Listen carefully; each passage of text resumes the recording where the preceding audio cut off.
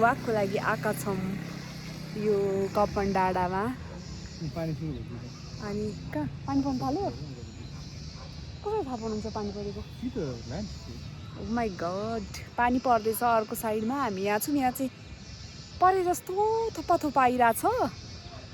अनि हो एकदम राम्रो छ के, त्यो चराहरू कराएको आवाज पनि सुनिरहेछ, कुहु कुहु कि झिङ झिङ झिङ।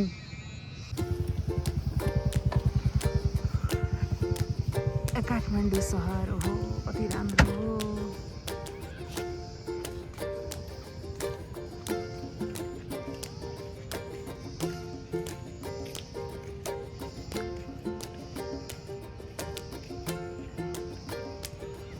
त्यो लाइटै लाइट भएको चाहिँ के हो पर? ऊ त्यो लामो एयरपोर्ट हो। त्यो एयरपोर्ट हो। खालि यो चाहिँ कमेन्ट गर्नुहोस् मेरो बुढोलाई एयरपोर्ट भयो के पनि। अब हेर्नु चाहिँ छैन, उसलाई देखाउँछु, हेर्नु चाहिँ छैन।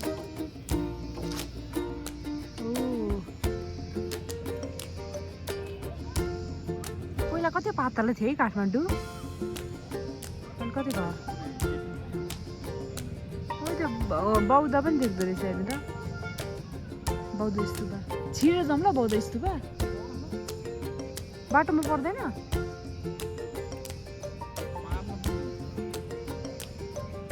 राम्रो बाटो पर्छ हो। त्यहाँ भिड छ, तल घर छ। अनि यस्तो सुनसान छ। अनि यहाँ माथि फेरि पहाड छ, अनि फेरि अगाडि बाटो छ। ला जानु हुँदैन धन, मैले यही रोकेछु। मेरो बुढो त फेरि हिरो भएर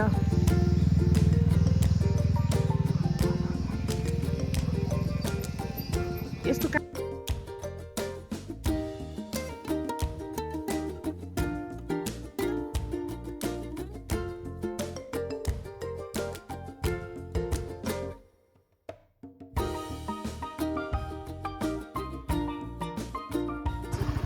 बाटोमा चाहिँ पानी परिरहेछ है। वाउ, कस्तो मुसलधारे पानी परिरहेछ है।